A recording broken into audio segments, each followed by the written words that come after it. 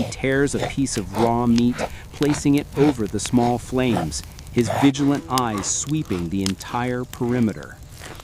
He immediately takes a large bite of the comb, chewing the sweet wax with visible primal satisfaction. The primitive hunter opens his eyes to the harsh light of the early morning sun, signaling a new day of survival. Dry, brittle grass blades tremble and shimmer violently in the persistent, arid wind sweeping across the plains. He raises his hand, meticulously tracing and inspecting the old, faded scar on his forearm, a history of past conflicts. He slowly rises, his weary body surveying the vast, unbroken expanse of the empty yellowed grassland for any signs of life or danger.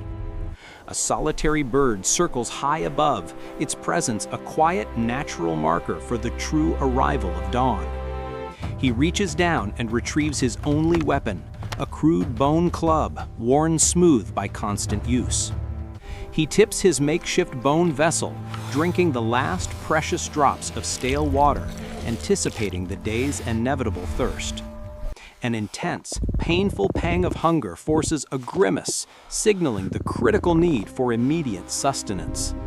His eyes lock onto the distant, towering silhouette of a tree, specifically identifying the large, promising beehive high in its branches. He begins his trek, each step slow, deliberate and certain, a gait of profound, focused determination. He pauses on the ground, carefully bending to pluck a cluster of small wild berries from the low scrub. With extreme caution, he tastes the fruit, his entire focus centered on checking for any immediate signs of toxicity. His face creases in a sharp grimace. The flavor is bitter and unpleasant, yet he accepts that it is safe to eat. The sudden, sharp call of a warning bird echoes from a hidden location, causing him to tense immediately. He hurries to gather more wild fruit, quickly wrapping the meager harvest into a durable leaf parcel. He forcibly digs into the dense undergrowth, searching deep in the soil for any remaining root vegetables. The root he finds is hard and brittle. He must use a large, heavy stone to pound and soften the fibers. He chews slowly and methodically, his gaze perpetually sweeping the environment, never allowing his guard to drop even while eating. Far in the distance, a graceful antelope bounds across the horizon, a momentary, unattainable flash of potential food. The hunter turns his head toward the magnificent creature, a brief, hungry hunter's impulse evident in his dark eyes. But he knows his current weakness and lack of speed. The predatory glint fades, and he returns to the safety of foraging. A familiar, rich sweetness is carried on a sudden gust of wind, the unmistakable, enticing smell of wild honey. He snaps alert, tilting his head into the breeze to pinpoint the precise direction of the valuable resource. He stands, securing the collected leaf bundle tightly to his primitive hide belt. The hunt for energy begins now. He changes direction and sets off resolutely to pursue the honey source. He penetrates deeper into the parched golden grassland, the grass blades reaching higher than his waist. In the vast distance, an immense, ancient tree finally emerges from the heat haze, a colossal landmark on the horizon. A deep, sustained buzz, the loud, unmistakable sound of thousands of bees, begins to fill the hot air. He tilts his head back, staring upwards at the high branches. The gigantic hive hangs like a heavy, dark fruit. A small, triumphant smile, a rare flicker of excitement crosses his face. The reward is within reach. He scans the ground and chooses long, dry, sturdy branches, carefully breaking them off to prepare his smudge. He retrieves 2 hard stones and begins the arduous, focused work of striking them repeatedly to generate a spark. Thin, wispy smoke rises immediately, acrid and pungent, gently enveloping the lower branches of the tree. The swarm reacts. The bees quickly disperse and scatter, retreating and clearing the perilous path for him. He begins his careful ascent, climbing the thick, rough trunk of the tree, relying only on strength and grip. A fierce gust of wind suddenly buffets the tree, making the high branches violently sway and shake, increasing the danger. The massive hive is now directly at his eye level, within arm's reach, vibrating with the residual energy of the swarm. He carefully breaks off a large, heavy slab of the honeycomb, the rich golden prize exposed. Thick liquid honey oozes and streams down his forearm, glistening brilliantly in the strong sunlight. He immediately takes a large bite of the comb, chewing the sweet wax with visible primal satisfaction. A low, guttural growl, distant yet unsettlingly deep, suddenly interrupts his moment of success. He freezes, lowering the comb and casting a rapid, anxious glance down towards the ground below the tree. Out of the shadows creeps an immense, ancient saber-toothed cat, its terrifying fangs glinting in the light. The predator locks its huge, focused eyes onto the exposed, sweet honey in his hand. The hunter remains completely motionless on the branch, holding his breath, relying on stillness for survival. The saber-toothed cat begins to stalk forward, its steps slow, deliberate, and menacingly quiet. With a desperate split-second decision, he violently hurls the remaining piece of honeycomb far to the side. The massive cat's attention immediately shifts, its entire body pivoting to follow the unexpected distraction. He uses the diversion, leaping down from the branch and tumbling quickly to the dry, hard ground below. He scrambles back to his feet, instantly turning and running away at his maximum speed, escaping the ambush. He glances quickly over his shoulder. The cat is busy with the honey and not in pursuit. He breathes a sharp sigh of relief. Despite the momentary safety, he maintains his rapid pace, continuing to run hard, his body drenched in sweat. Sweat pours down his exposed skin, mixing with the dust and streaking across his intense features. He finally slows his run to a labored, weary trot, reaching into his leaf pouch to check his remaining honey. He changes his trajectory, veering sharply off his previous path, relying on unpredictability for defense. He suddenly stops, spotting fresh, tiny indentations in the dry earth, the distinct tracks of a rabbit. He lowers himself carefully to the ground, touching the dust with his fingers to gauge the freshness of the print. He instinctively understands the prints, the direction, the speed, and the recent time the small creature passed. He begins to stalk low, sinking into the tall, thick grasses, moving with the patient, stealthy grace of a true hunter. He crouches motionless within a dense clump of scrub, barely breathing, waiting for the slightest movement. A small, unaware rabbit suddenly hops out from beneath the brush and pauses nearby, twitching its nose. The hunter launches the bone club with a quick, silent, powerful thrust, aiming low and fast. The club strikes the rabbit's hind leg with a soft thwack, stopping its frantic escape immediately. He lunges forward, crashing through the brush, quickly securing his hands around the struggling, panicked prey. The rabbit bites his forearm sharply in its terror. He clenches his jaw, enduring the brief, intense pain. He quickly retrieves a heavy, sharpened stone, raises it high, and brings it down swiftly to end the struggle. He holds the still, limp animal, his intense expression softening slightly in a moment of primitive gratitude for the sacrifice. He quickly gathers dry kindling, preparing a small, concealed area to ignite a cooking fire. A thin plume of smoke begins its slow, treacherous climb into the clear sky, a dangerous marker visible for miles. He tears a piece of raw meat, placing it over the small flames, his vigilant eyes sweeping the entire perimeter. Fat drips onto the small fire, causing a sharp sizzle, and a quick yellow flash of flame. He retrieves the bone club and begins to scrape the remaining meat from the rabbit's bones, saving them for future tools.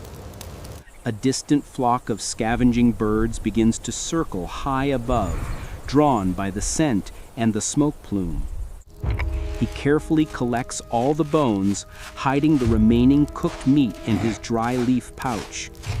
Understanding the imminent danger signaled by the birds, he quickly extinguishes the fire and flees the location. The vast savanna shimmers violently under the oppressive, relentless afternoon heat, radiating pain. The hunter continues his forest march, his lips dry and cracked, his throat painfully constricted by thirst. His heart pounds with an erratic rhythm against his ribs, beating faster due to the desperate need for water. He spots a distant area where the soil is crisscrossed with deep, dry cracks, a telltale sign of a recently vanished stream. He drops his weapons and begins to frantically dig into the cracked, hard earth with his bare hands, driven by primal urgency. He digs deeper and deeper, his fingernails tearing and scraping against the resistant, abrasive soil. Finally, the deep brown dirt darkens, revealing a layer of cool, moist, life-giving earth. He uses a large, wide leaf, carefully flattening it out to act as a funnel and basin for the slow-seeping moisture. With his body low to the ground, he tilts the leaf and gulps down the small, muddy droplets of water one by one. He pauses for a few brief moments of precious rest, allowing the water to settle and his body to momentarily relax. A large herd of antelopes, unaware of his presence, appears silently in the far distance, moving gracefully toward the horizon. He stays perfectly calm and still, observing the herd with quiet, focused intensity. He quickly assesses his physical state. He is too dehydrated and weak to attempt a strenuous, high-risk hunt. He ignores the herd, rising slowly and resuming his journey, following the dry path of the vanished streambed. Thick, choking clouds of yellow dust are whipped up by the wind, swirling everywhere and severely reducing visibility. 3 lean, menacing pack hunters, ancient, dog-like predators, materialize silently through the dust haze. They snarl and growl low, instantly circling the hunter in a coordinated predatory maneuver. He quickly raises his bone club and his remaining bone stick, holding them high and firm in a defensive stance. One of the predatory dogs lunges forward with a terrifying snap of its jaws, testing his defense. He reacts instantly, slamming the heavy club violently down onto the hard, dry ground, creating a loud, shocking impact. The sudden, unexpected noise and force momentarily startle the dogs, causing them to flinch and retreat a few paces. He takes advantage of the pause, unleashing a loud, primal, terrifying scream, startling and confusing the pack. The dog pack, momentarily broken, turns quickly and retreats, running away across the open ground. He moves immediately, accelerating his pace to quickly leave the dangerous encounter zone behind him. He knows with grim certainty that the intelligent, relentless pack will regroup and return for him soon. Seeking respite, the hunter begins his search for an ideal, discreet patch of dense foliage to use as a hiding spot. He lowers himself to the ground, his ear close to the dust, intensely listening for the faintest sounds of the surrounding savanna. His entire body is saturated, the sweat sticking the dust to his exposed skin in a grimy, heavy layer. The heat rising from the dry earth is nearly unbearable, burning the rough, primitive hide soles of his feet. Suddenly, one of the 3 dog-like predators reappears silently, emerging from a distant patch of brush. Thinking quickly, the hunter violently hurls the remaining small piece of rabbit bone he was keeping as a decoy. The predator reacts instantly, abandoning the hunter to lunge toward the trajectory of the unexpected small missile. The hunter seizes the fleeting distraction, rolling out of his position and scrambling to his feet, prioritizing escape. He runs with renewed, desperate speed, fleeing the dangerous spot and heading directly toward a ridge of higher ground. He slows his pace, struggling to regain control of his breathing, forcing himself to calm his racing heart and mind. In the distance, a colossal tree looms large, its vast canopy casting a generous dark circle of inviting shadow. The hunter gazes up at the canopy, his eyes reflecting a deep, urgent hope. The tree promises both safety and reward. The massive low-frequency buzzing returns, the sound intensely magnified, signaling the proximity of the hive. He looks directly up. The beehive, far larger than his head, sits perfectly nestled in the highest, sturdiest branches. He quickly gathers a new, large bundle of dry kindling, intent on preparing a massive smoke screen. He starts the fire once more, carefully ensuring the smoke is thick and pungent, driving the swarm away efficiently. The smoke works instantly. The vast, dark swarm of bees disperses and scatters into the tree canopy. He begins the climb, ascending swiftly and determinedly, driven by the urgency of the moment and the hunger. He reaches the hive, which sits securely pressed against the bark of the thickest branch, perfectly positioned. He begins to methodically detach the honeycombs, carefully prying off large, thick, heavy slabs. Thick, sticky honey drips down, covering his face and hair, but he ignores the mess, focused only on the harvest. He descends the massive tree with rapid, urgent efficiency, the adrenaline still driving his movements. Landing on the dry ground, he immediately secures the large, newly acquired honey bundle to his belt. He understands the vital significance of the harvest. This honey is a crucial lifeline for survival. He begins to quickly build a small makeshift shelter, using low-hanging branches and dry, flat leaves. He retrieves the rabbit bones and a sharp striking stone, grinding the bone against the rock to sharpen it into a tool.